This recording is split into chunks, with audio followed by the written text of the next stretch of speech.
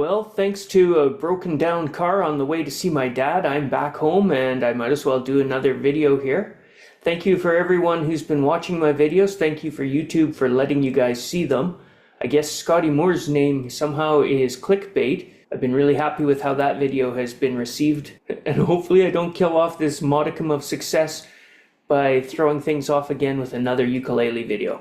But it seems like it's about time to get back to this. For those of you who have been following along, it's a couple of weeks and maybe it's time for you to see a little bit more.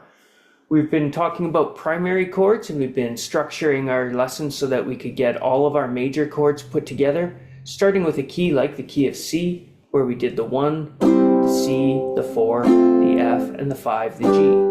And as you know, the 5 chord can be substituted with the dominant 7.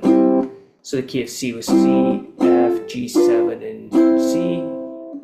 We go to the 5 of that key, the G, and I form my new key. So then I have the G and C again. Now they're the 1 and 4, and D is the 5 or D7. And I land back on G. Then I can go to the key of D, that's the 5 of the previous key G. Do a D and G, the 1 and 4 now, with an A or an A7, back to D.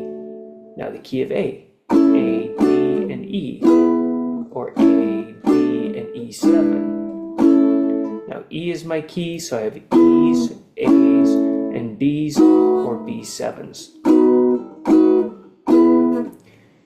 That's from C down this way. I'm ascending a 5th each time. The 5 of C is G, and I use that for my next key. The 5 of G is D, use it for my next key. If I'm retreating, I'm going up a 4th. The key of D has a G as the 4, and that becomes the next key when I'm going this way.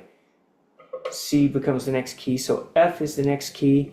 We have F's, and we learn the B flat, and the C, and the F. So it gives you all your majors. What we also want is our next most important chord, which is the 6th chord, the relative minor. This works out beautifully once you can find your 4 from your 1. So if we're in C, for instance, C, D, E, F is 4, G is 5. Just go one more. A is the minor, the relative minor. In G, G, C, D, E would be your relative minor. In D, D is 1, G is 4, A is 5, so B minor is the relative minor of D. In A, the 6th is F sharp minor. A is the relative major of F sharp is the relative minor of A. And in E, the 6th chord is C sharp, and it's the minor.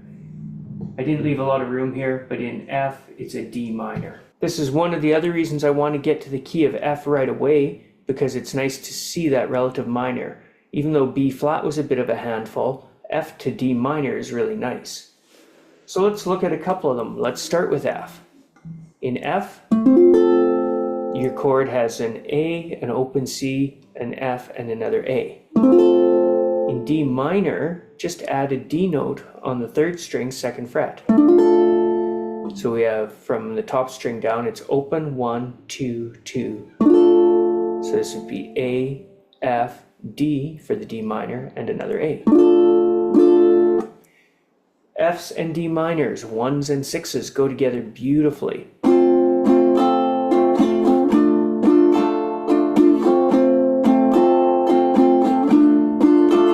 You may hear a 60s sound or a 50s sound. That's a very doo-wop kind of progression, the 1 to the 6. Teen Angel type of songs start with that.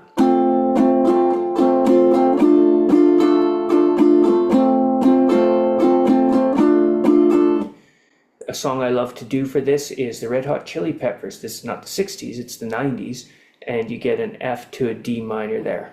The intro goes a little bit like this. It's on a guitar.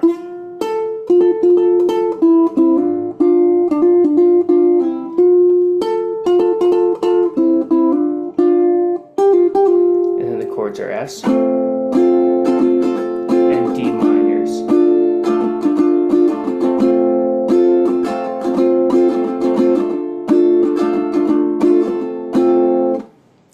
So that's a beautiful use of it from F to D minor, the 1 to the 6. You can also do the progression as written here, or we can bring the D minor in between the F and the B flat. So it's 1, 6 moved in here, then the 4 and the 5. D minor, B flat, and C.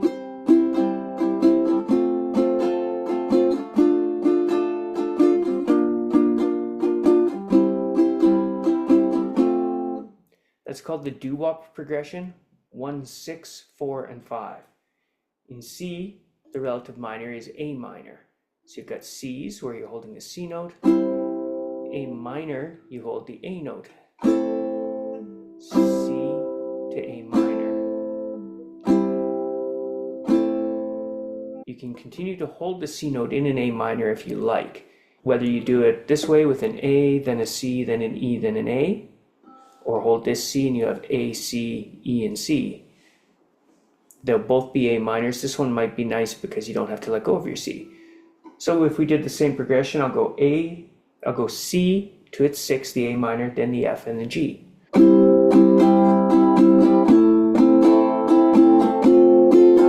the G7. Notice the simplicity to get to F. You already have the A note, you just add the F note. G7.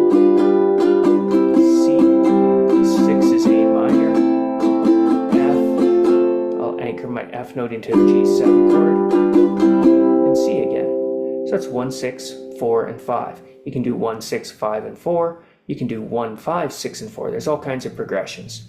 The other way to find that 6th chord, if you don't want to count all the way up to 6, is count back 2 more notes. So in the key of G, G is the 1, F sharp right before it is 7. There's your G, there's your F sharp. E would be the name of the minor chord. So you can count back 2 notes to get to the relative minor. In G, the relative minor is E minor. You can have a version that goes 2, 3, 4, and open G. Or you could do 2, 3, 4, and 4, putting a B note on that G string. Either one works. If I'm holding a G, I can add this E note. And right there, I've got the relative minor.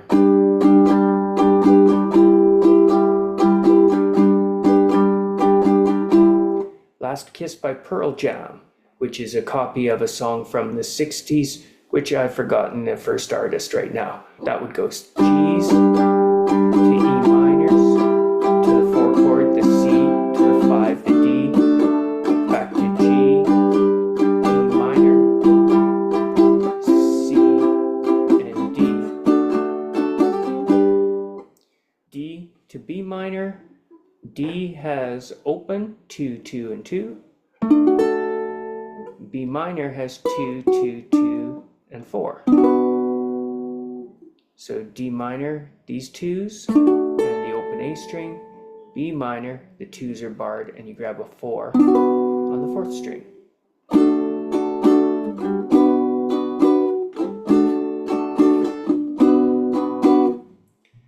So there I was going D to B minor. We could go D, A, B minor, and G.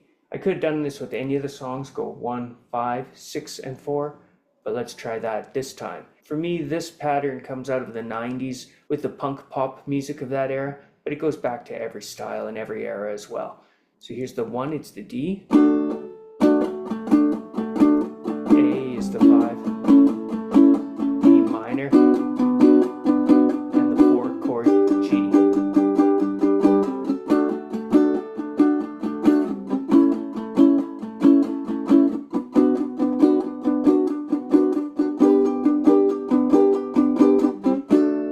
That pattern will work with any of the keys. I just thought I'd mix it up there.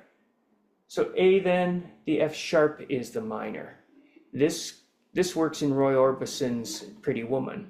A, F sharp, A, F sharp, D, E.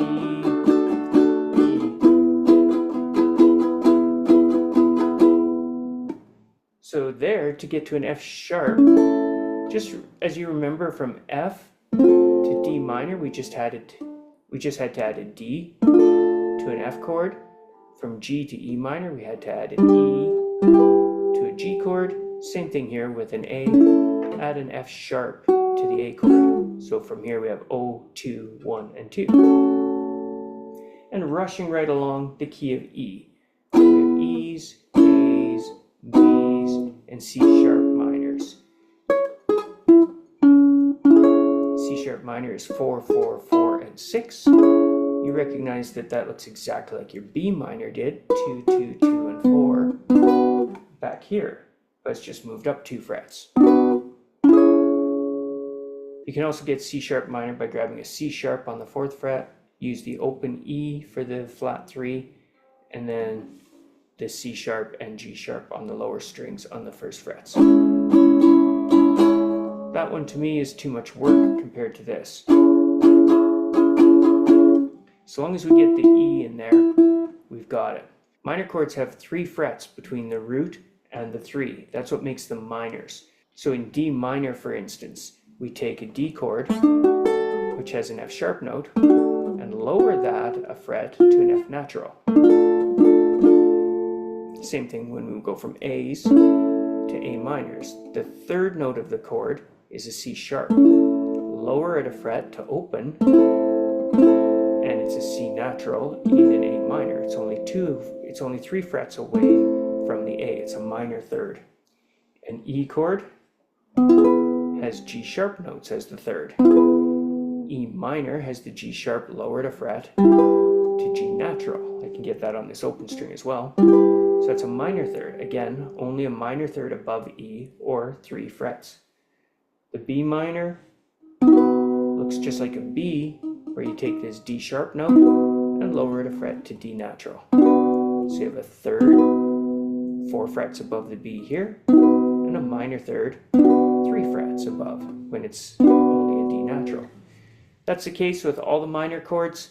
That's a really quick explanation of them. We'll get more and more of that as we go. Right now, just learn one to go with each key. Put the relative minor in the key you're working on. And whichever key you're working on, get good at it. Do the key of C for a while. Get good at A minors with C's. Then try E minors with G's. Don't try to master them all at once. Do every key individually, just like you did when you learned 2 chords and then 3 chords. When we got a 3rd chord, we could add a 4th and move to the new key. Now in each key we have 4 chords, and these chords actually will interplay between different keys as well, but we'll talk about that too another day.